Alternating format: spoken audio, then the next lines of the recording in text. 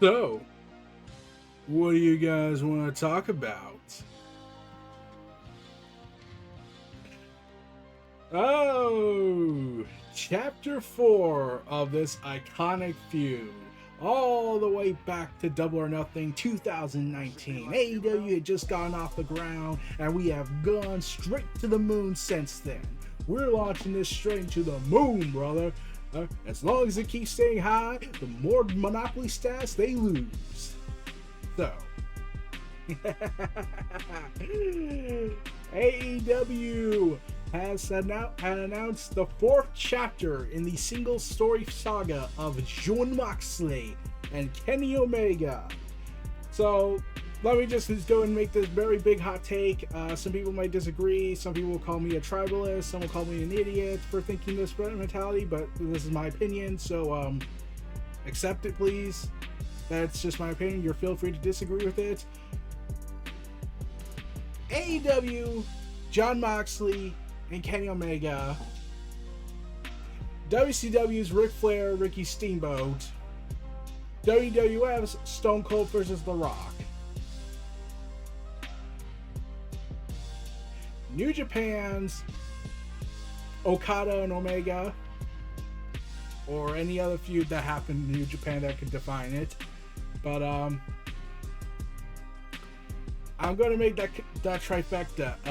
Omega and Moxley saga storyline in history is AEW's answer to WCW, WWE, WWF, and potentially WWE's storied rivalries of the big names, of the big dollar, the thing that sold the most money,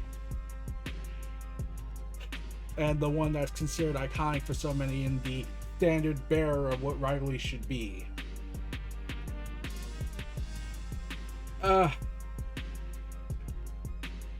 They would compete. Several weeks ago, they announced Moxley and Blackpool Combat Club laid out the challenge for Kenny Omega, Jon Moxley, round 4, steel cage. And Kenny Omega accepted the challenge. Tony Khan made the answer. It would come on May 10th, 2023. AEW Dynamite. Oh yeah! And we would get this storied rivalry continues once again, their fourth encounter in singles competition in Hellacious Steel Cage Supremacy Warriors. So, we got technical violence personified Jon Moxley, the American Ace, taking on the best bout machine, Kenny Omega, 1 week before the big seminal moment that occurs that will change AEW's landscape for a foreseeable future.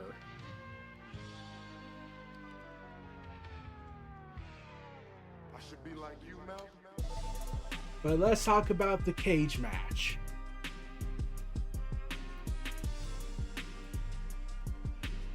This was fantastical.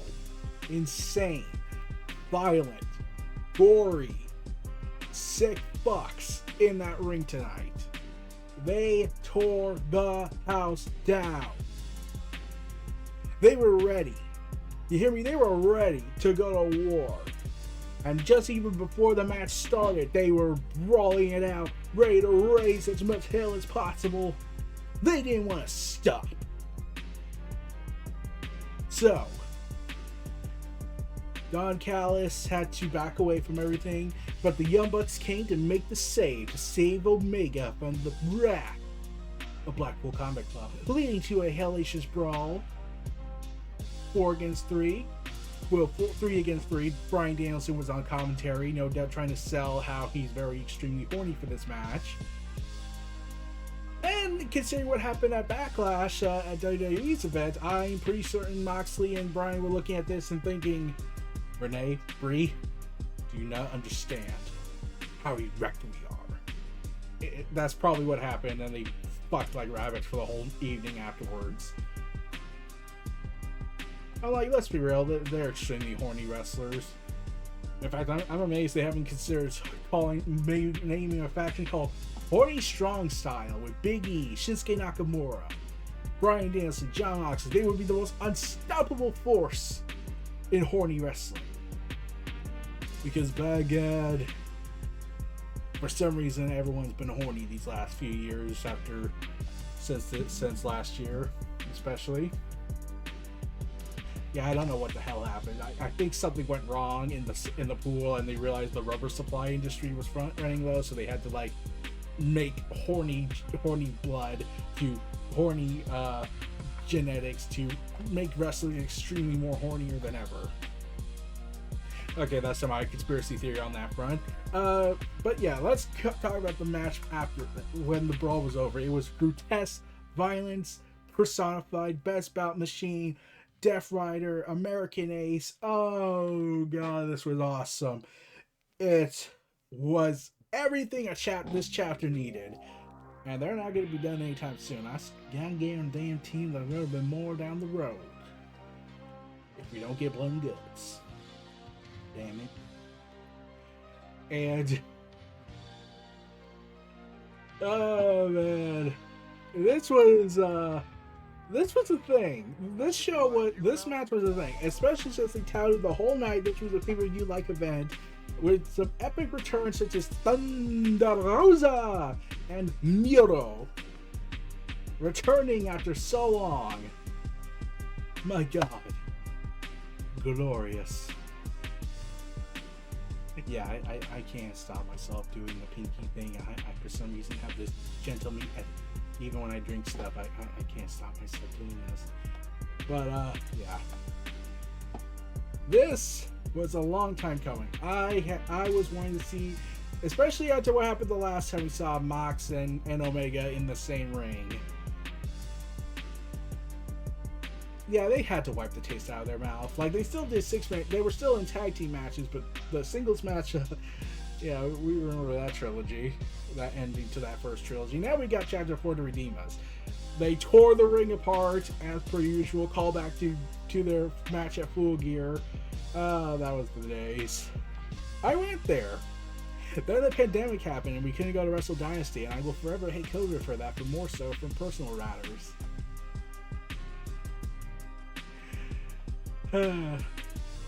Then, long and behold, a year later, we got Omega versus Moxley for the world title. Omega whacks Moxley with a microphone, and then he goes to Impact Wrestling and wins the Impact World title, because of course he does.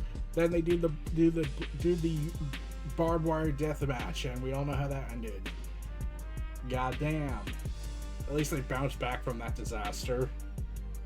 Though I'm pretty sure they haven't worked with that production company since. I could be wrong. I don't know the business world, like, unless I hear a report.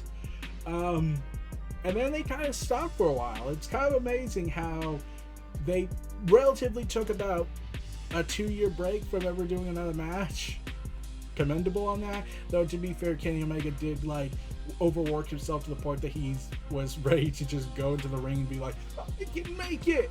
Okay, I know I busted my legs, but I can still go! I'll be back by February! And Tony Khan had to put his foot down, like, Kenny, you are not coming back until you are cleared. Not when you feel like it. Because, damn it, we can't keep affording your injury cost. And then his doctor probably hates him. And Kenny once again came back to work, because of course he did, to overexert himself in the political behind-the-scenes stuff. Then he came back to wrestle, then the brawl-out happened, and then he was gone again, and then he was really allowed to recharge from that, and yeah, you should know, Kenny Omega's kind of nuts. So, that had all happened, and then the cage match, we get this long-awaited chapter, continuation of their saga, now amplified, more faction warfare, and Kenny Omega has given his respect to Jon Moxley in interviews, say how Moxley's is the MVP of AEW. He is what I've been saying, the American Ace. Pretty certain Kenny's never going to call him that, because then he'll be reminded of Hiroshi Tanahashi, and that is his mortal enemy. Son of a bitch. Anyways, Kenny Omega. Okay, let's just go and bring it up. He V-triggered Jon Moxley through the cage. After barbed wire steel chairs, broken rings, ring post, Jon Moxley trying to become Dr. Jon Moxley, DMD. I'm pretty sure Britt Baker's going to call him and call out defamation for that, and say identity theft and cause of inflammatory remarks. But yeah, even Brian brought up the DMD reference about root canal. So that had happened. Then Kenny V-triggered him out of the cage because they're insane. Then they did another callback with Glass from their Full Gear Unsanctioned event. But here's the thing about that match. I just want to bring this up. They were so violent that night when that happened. They got fined by the Athletic Commission of Maryland. That was how violent, according to the Athletic Commission of Maryland, said, "No, you must be fined for violence. This was too violent." And I'm pretty sure AEW has been like, you can go forward with this. Get the funds. And long and behold, AEW has not backed down on the uber violence yet. Oh, and of course Moxley had to do his recreational bleeding, because of course he does. That, and I'm pretty sure the fact that he was motivated by Brock Lesnar's bleeding moment at Backlash was no doubt a big motivator. So that happened. Their backs were completely destroyed. Then Moxley, being Moxley at Blackpool Combat Club as a heel, decides to get a screwdriver to gouge Kenny's eye out. However, Don Callis contributes more to Kenny's safety than Paul Heyman has done for Roman Reigns, which is saying a lot, because mostly Paul Heyman got his ass kicked every time when he tried to help.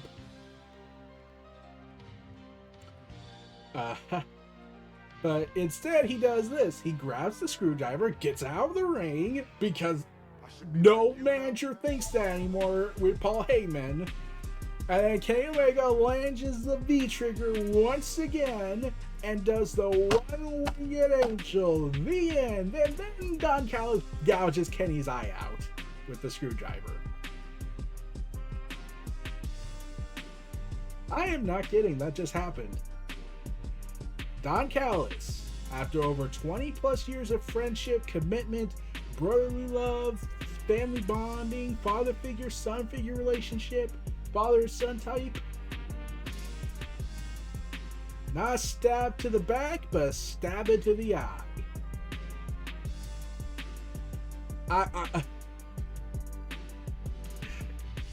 I was shocked when I saw that. Like, I was like, oh, come on. Like you can't imagine Don Callis doing that. And then it happened, and it was like, that just happened. That just happened. You at least say you learned from the best, ain't that right? Paul E. Dangerously, DTA, don't trust anybody. Or as I like to call it, DTA ECW. Don't trust anybody ECW related. This has been your public service announcement for that. So, Jon Moxley gets the victory over Kenny Omega. Tragic. And then Don Callis is tempted once more to take a stab out of the eye once more, but then stops himself and instead grabs Kenny by his head. And I must stress, Kenny, and Don Callis, I must stress, got his skull split open by Jon Moxley and the Blackpool Combat Club.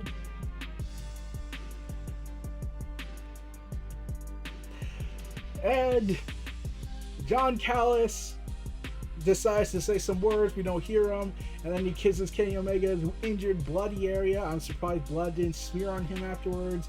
And he just laughs and leaves the ring and go and even interact with the crowds with the crowds chanting, "Asshole, asshole, asshole." Like, I'm pretty sure this is the most heartbreaking heel face turn we got. If this is my best accurate assessment since MJF turning on Cody Rhodes, costing him the world title and ever letting him challenge for it again.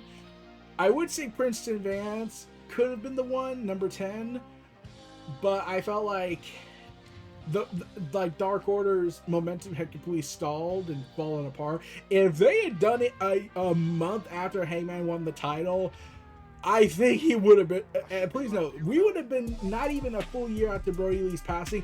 That would have been chaotic if they had the full-on balls to have Dark Order number 10 cost, like, attack Heyman and Page and become a new storyline for him on the near anniversary of Brody Lee's episode celebration of him. That would have, if he had done that then I would say that would have been the greatest heel turn of all time in AEW, because that would have pissed everyone right the hell off. But that's not what happened, and then Dark Order's momentum stalled. They could have, if they had still had that big momentum they used to have, and they still managed to keep it intact, or at least had enough of it, it would have been an all-timer for me. But it's not for me. So this is it. This is the second all-time heel turn moment in AEW of betrayal of deep bonded brotherly love and bonds. We salute you, Don Callis, you arrogant asshole. And Brian is just laughing like a cackling hyena. And Jon Moxley's like, here's the thing. One of my buddies from AEW, King A-Train, you see them on Noah Foster's channel and other channels across the J Hubert studio production thing. I had went to the Zoom call moments before this video. I started recording it. He was pissed that what Don Callis had done. He was ranting on Twitter for a little bit. So I popped in there and said, "What do you guys want to talk about?" And of course, my buddy Noah Foster will now forever will hate this show because he could have been there, but priorities of life took over his love for wrestling. God damn. Well, better luck next time. It's not like I'm going to go to DC's AEW event at the same arena where they first hosted Dynamite for the first time ever. Anyway, so I'll see you all in June when that happens. Damn. I love, this is the thing I love. Like, okay, look, AEW has its problems. They're not perfect, but they don't infuriatingly piss me off every chance they get. I am loving this. Now, if I'm going to say that what Jon Moxley said, that Blackpool Combat Club versus the Elite is the apex of professional wrestling right now, no idea on that. You can debate about that if you want. But this was still a pretty damn good feud. This is a damn good feud for me. And the layers of storyline and history, Konosuke Takeshita, he had the balls to say, "Bloodline Data," and then Kenny agreed, saying, which is a rip-off version of the Bloodline. And I was like, so you have chills and death. Let's see, Kenny. Let's see where you're going with this. And please know, they haven't addressed, they're addressing our BTE, but they haven't fully addressed it yet. The whole, Full Gear 2021 event.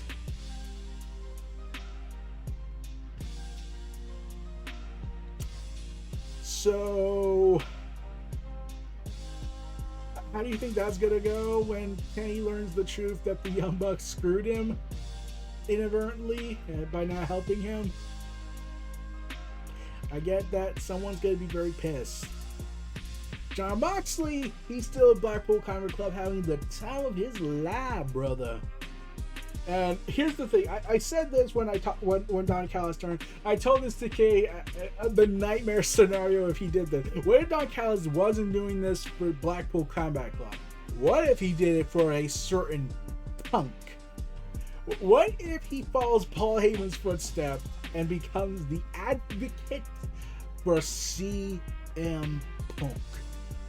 Now we have no idea if there's going to be a feud between the Elite and CM Punk down the road. They're currently on the whole, don't talk to us, we'll don't talk to you, we'll be on another show, and AEW's like, okay, look, when we don't want you talking to each other, even though CM Punk has said he's willing to work with them, reportedly, the Elite have been kind of about it. Mostly the Young Bucks. Kenny Omega's just mellowed out. It's like, I hope everyone's alright. Like, I had a conversation after the fight, and I was surprisingly composed, even though I should be in a raging I should be in a raging lunatic status, considering I just got bit in the fucking arm, and I had to see my best friend get clocked by a steel chair by a raving lunatic after I rescued a dog who had his teeth busted. I would love to know what the hell Kenny was doing to be that patient after what happened. And to talk to the guy that they both had a fight with each other. I would love to know what the hell was going on that day. In terms of what was Kenny taking to be that composed, reportedly. But yeah, this war between Blackpool Combat Club and the Elite aren't over, not by a long shot. Takeshita will be back to get revenge. Hangman will be back to get revenge. Blackpool Combat Club is building that list of enemies. They're pissing everyone off. They don't care. But when that day comes, when the Elite finally get their revenge and the Blackpool Combat Club get their comeuppance, it's gonna be beautiful. Fuck it. It's gonna be fucking beautiful. Congrats to all involved. So this was your host, Eric Brown of New Reality Entertainment, NRE The WrestleVerse. Feel free to like, comment, subscribe. Check out my other content in the description below. Stay tuned for more. I'll see you all again next time. Take care. And just remember, whatever happens next for AEW,